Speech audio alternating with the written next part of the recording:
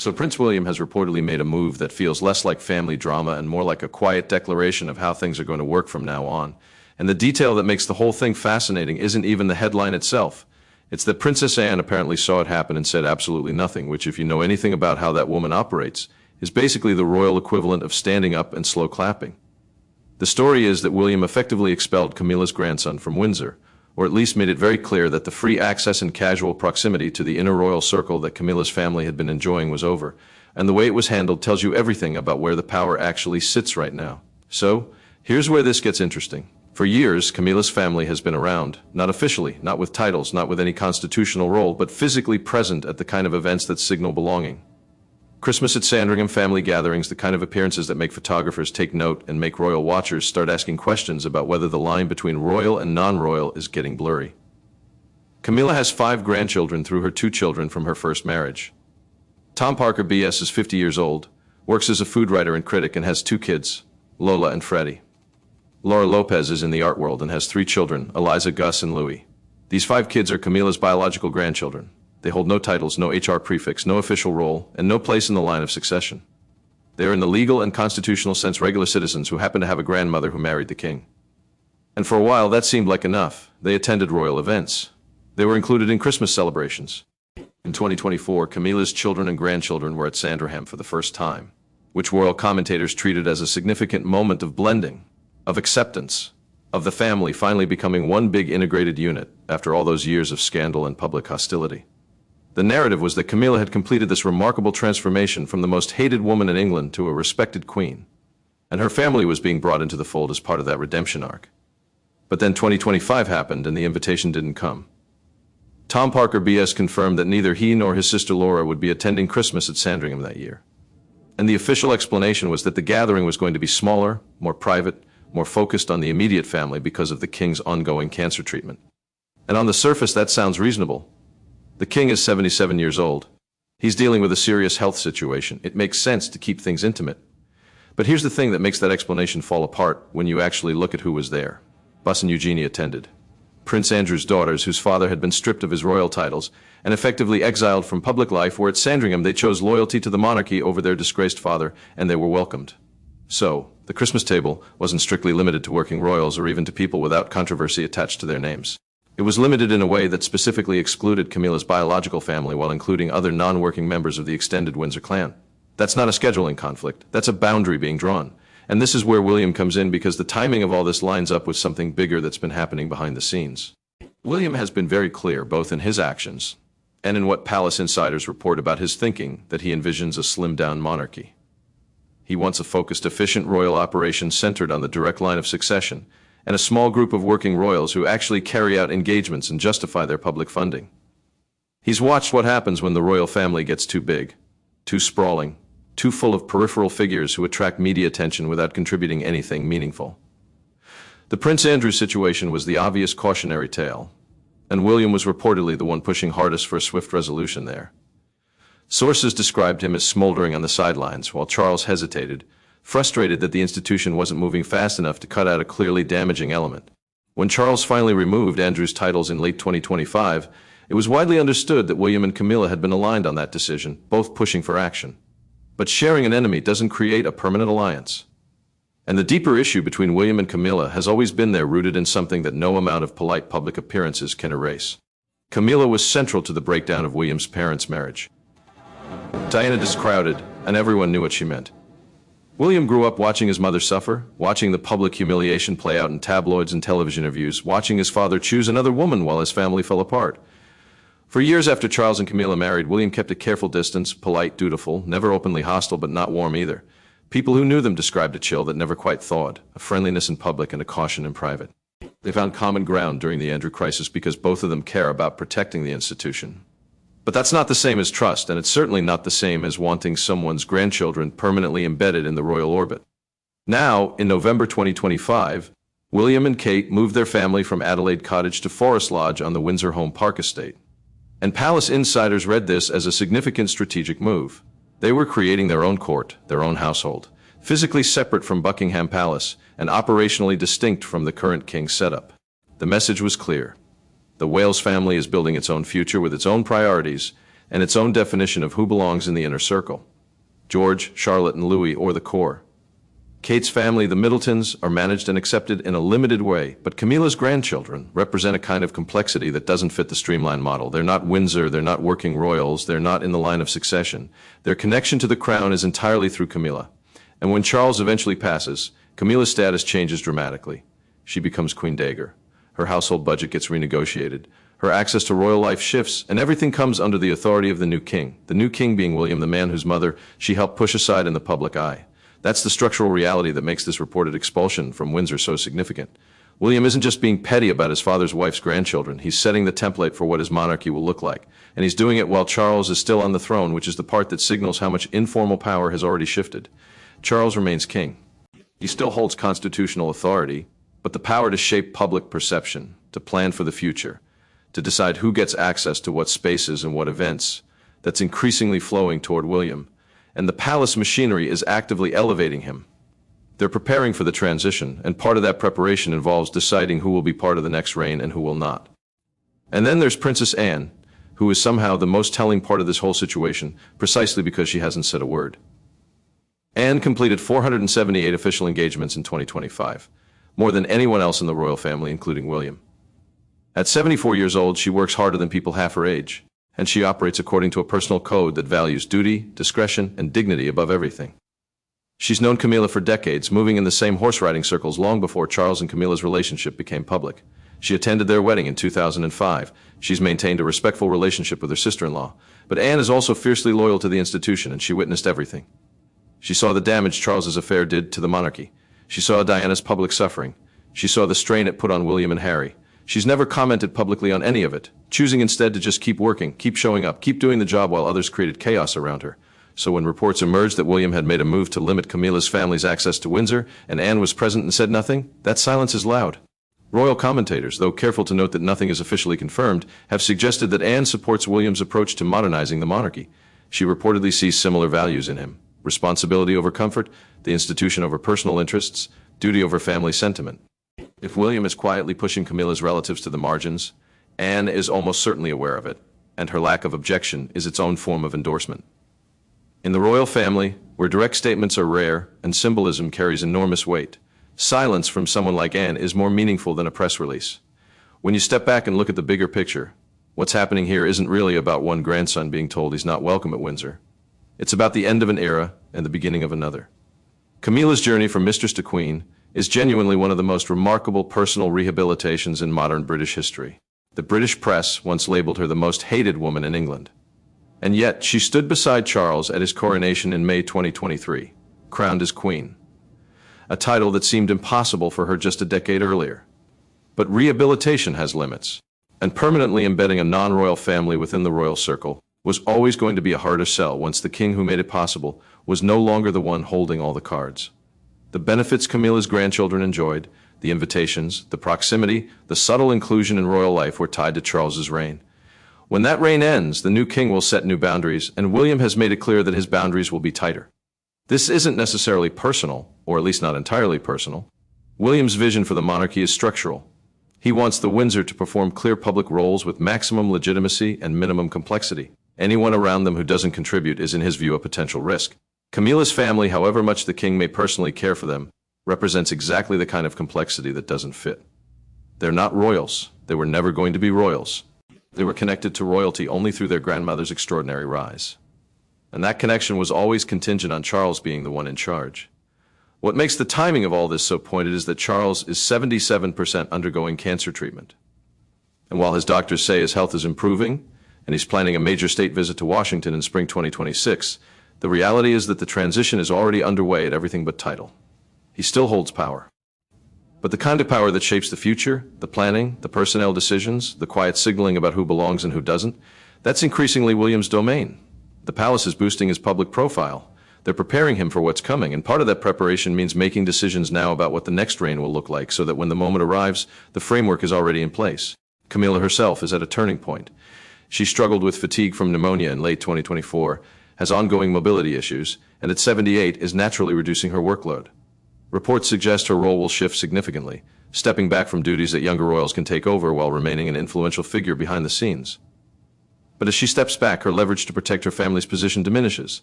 The arrangements about who does what, who gets access to which spaces, who appears on palace balconies, and who sits at Christmas tables are being quietly renegotiated.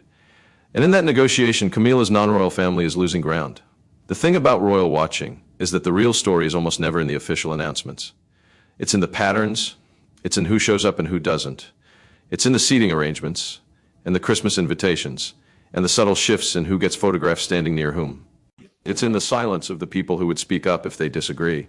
Princess Anne working her way through nearly 500 engagements a year, saying nothing while the future king draws new lines around the family is the kind of detail that tells you everything. She's seen scandals come and go since the 1970s. She's watched marriages collapse, reputations burn, and the monarchy nearly lose its footing more than once. If she's not objecting to what William is doing, it's because she understands exactly why it needs to happen. William's monarchy, when it comes, will not be a continuation of Charles's. It will be smaller, tighter, more focused on the direct line, and a handful of trusted working royals. Edward and Sophie, the Duke and Duchess of Edinburgh, have become reliable supporters and will likely have roles. Anne will be included as long as she's able.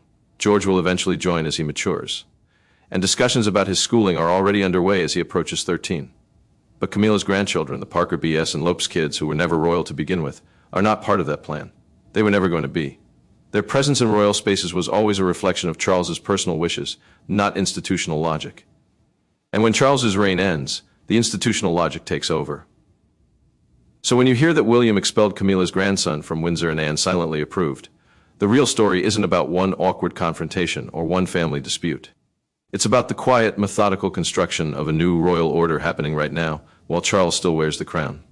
The faces on the palace balconies, the names on the Christmas lists, the children growing up close to Windsor, all of it is being reevaluated through the lens of what William thinks the monarchy should be. And what William thinks, based on everything he's done and everything the palace has signaled, is that the monarchy should be lean, legitimate, and uncluttered by people who don't have a clear reason to be there. Camilla's family, through no fault of their own, falls on the wrong side of that line. They were beneficiaries of a unique historical moment, a window of acceptance that opened when Charles finally married the woman he'd loved for decades, and closed when the future king decided that his reign would be built differently. Princess Anne, watching all of this with decades of experience and a commitment to duty that has never wavered, apparently sees the logic. And in the royal family, where words are rare and silence is strategic, that quiet approval might be the most significant statement anyone has made. But to really understand the weight of what's happening, you have to understand the peculiar position Camilla's grandchildren occupy in the first place. They exist in a kind of constitutional gray zone that the British system has never quite had to deal with before. When a monarch marries someone who already has children from a previous marriage, those children don't automatically become royal. That much is clear. But what happens when those children have children of their own, and the monarch treats them as beloved grandchildren, inviting them to family events, giving them access to royal residences, allowing them to form relationships with the actual royal grandchildren? That's uncharted territory, and it's territory that Charles seemed happy to explore without ever formally defining it. He wanted the warmth of a blended family without confronting the constitutional awkwardness of what that actually meant. William, by contrast, appears to have no interest in ambiguity. He wants clarity, and clarity means drawing lines that Charles was content to leave blurry. This difference in approach between father and son is one of the most underappreciated dynamics in the current royal landscape. Charles spent decades waiting to be king. And when he finally ascended, he wanted his reign to reflect his personal values, warmth, inclusion, a certain emotional openness that previous generations had suppressed. Bringing Camilla's family into the fold was part of that project. It signaled that the monarchy could be modern, could embrace complexity, could make space for people who didn't fit the traditional template. But William watched that same approach create confusion. He saw the media start treating Camilla's grandchildren as quasi-royals, photographing them at events, speculating about their roles, blurring the distinction between who was officially part of the institution and who was merely connected to it. For someone who prizes institutional clarity above almost everything else, that blurring wasn't a sign of progress. It was a problem waiting to happen. And here's where the geography of the whole situation becomes impossible to ignore. Windsor is not just any royal residence. It's the symbolic heart of the monarchy in many ways. The place where the family retreats, where the most private moments happen, where the line between public duty and personal life is carefully managed. Allowing Camilla's grandchildren to have what was described as free access to Windsor was a significant concession, one that suggested they were being treated as de facto members of the inner family circle regardless of their official status. When William reportedly moved to revoke or severely limit access, he wasn't just adjusting a logistical arrangement. He was redefining who gets to be inside the circle and who has to remain outside it. The physical boundary of Windsor's walls became a metaphor for the institutional boundary he intends to enforce. The reaction from palace staff, at least according to what's been reported through various channels, has been telling in its own right. Staff who have served through multiple reigns understand better than anyone that the monarchy is an organism that adapts to survive. They've watched favorites rise and fall, seen family members come in and out of favor, learned to read the subtle signals that indicate where power is flowing. When the staff at Windsor began operating under new guidance about who could access certain areas and who required additional clearance, they understood immediately that this wasn't a minor administrative change. It was a reflection of a fundamental shift in the balance of influence within the family. The people who run the practical operations of the monarchy are often the first to know when the wind has changed direction. And in this case, the wind was blowing unmistakably from William's direction. None of this is to suggest that Camilla's grandchildren have done anything wrong or behaved in any way that would warrant exclusion. By all accounts, they're perfectly ordinary young people who happen to find themselves in an extraordinary situation through no choice of their own. Tom Parker B.S. has always been careful to maintain a respectful distance in his public comments, never presuming upon his mother's position, never acting as though he or his children were entitled to anything. Laura Lopes has been similarly discreet. The children themselves have largely stayed out of the public eye, appearing only at the kind of family events where their grandmother's presence made their attendance natural. They haven't courted publicity or sought to leverage their connection for personal advantage.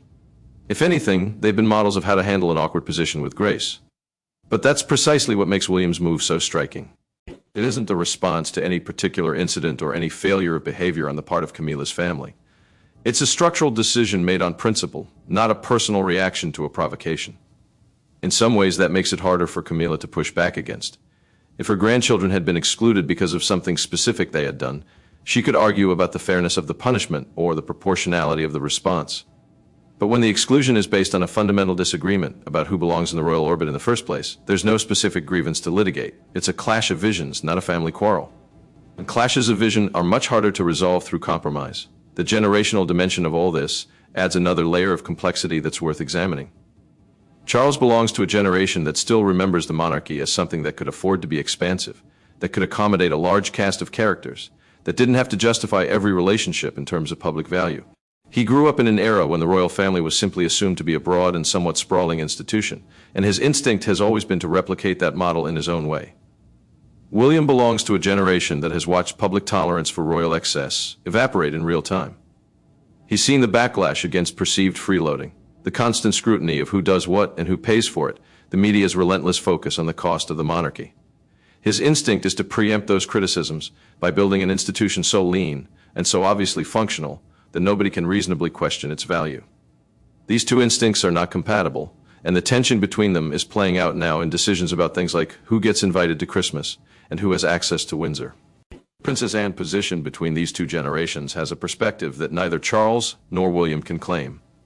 She's old enough to remember the old model, practical enough to see its flaws, and close enough to William to understand where he's tried to take the institution. Her silence in this whole affair is not the silence of someone who doesn't have an opinion. It's a silence of someone whose opinion is so clear that stating it out loud would be redundant.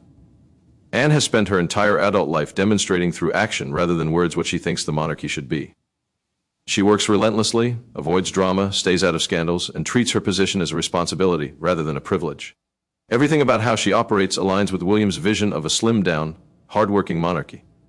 And almost nothing about how she operates aligns with the idea of extending royal privileges to people who have no official role. If she saw William drawing a line around Camilla's family and chose not to intervene, it's because she agrees with the principle behind the line, even if the specific moment of its drawing was uncomfortable. Looking ahead, the question that hangs over all of this is how Camilla will navigate the remaining years of Charles's reign, knowing that the future king is already quietly but unmistakably rolling back the accommodations she worked so hard to secure for her family. She's a pragmatist. She always has been. She survived the decades of public hostility by being patient, by not pushing too hard, by waiting for the right moments and making the right moves. But patience has its limits, and watching the ground shift under your feet while your husband still technically holds the power to prevent it must be a uniquely difficult experience. She can't publicly object without creating the kind of family drama that the palace abhors. She can't privately override William without setting up a conflict that would damage the very institution she's now part of. Her options are limited, and her leverage is declining, and the person who holds most of the cards for the future appears to have already decided how he intends to play them. The broader public, for its part, seems largely unmoved by the Parker B.S. children's exclusion, which is itself a data point that probably confirms William's instincts. There was no public outcry when Tom Parker BS announced his family wouldn't be at Sandringham. No petitions, no newspaper campaigns, no groundswell of sympathy demanding that Camilla's grandchildren be restored to their place at the Christmas table. The British public, whatever its other feelings about the monarchy, appears to have a fairly clear sense of who counts as a royal and who doesn't, and Camilla's grandchildren, fair or not, don't make the cut in the popular imagination. William, who pays close attention to public sentiment and has shown a keen instinct for reading the room, almost certainly noticed this. If the public isn't demanding their inclusion, there's no political cost to their exclusion. And if there's no political cost, the decision becomes purely a matter of institutional preference. That institutional preference is now being codified in ways that will outlast any individual reign. The precedents being set now, the boundaries being drawn, the expectations being established about what the monarchy will look like under William are all part of a long game that he's been playing for years. He thinks in decades, not in news cycles. He's watched the institution nearly destroy itself through carelessness and excess, and he's determined not to repeat those mistakes. If that means making uncomfortable decisions while his father is still on the throne, decisions that create awkward family dynamics and force conversations nobody wants to have, he seems willing to do it. The alternative, letting the ambiguity continue until a crisis forces a more painful reckoning, is exactly the kind of reactive governance he's trying to move away from. So the image that emerges from all of this is of a monarchy in transition, not just between reigns, but between entire philosophies of what the institution should be. Charles's monarchy is expansive, inclusive, willing to bend rules to accommodate personal relationships and complex family histories. William's monarchy will be the opposite, defined, bounded, and rigorously focused on a core mission that leaves little room for sentimental attachments to people who don't serve that mission. Camilla's grandchildren are simply the first visible casualties of that shift. The first people to discover that the access they enjoyed was never a permanent entitlement, but a temporary arrangement dependent on a particular king's particular preferences. Princess Anne, watching it all unfold with the perspective of someone who's seen every cycle the monarchy has gone through for half a century, recognizes the necessity of what's happening, even if she'd never say so publicly. And William, methodically and without fanfare, continues building the institution he intends to lead. One boundary at a time, one invitation list at a time, one quiet decision about who belongs and who doesn't at a time. The silence from the rest of the family suggests they understand exactly what's happening. The question now isn't whether the transition is underway, but how much more of it will play out before the crown itself changes hands.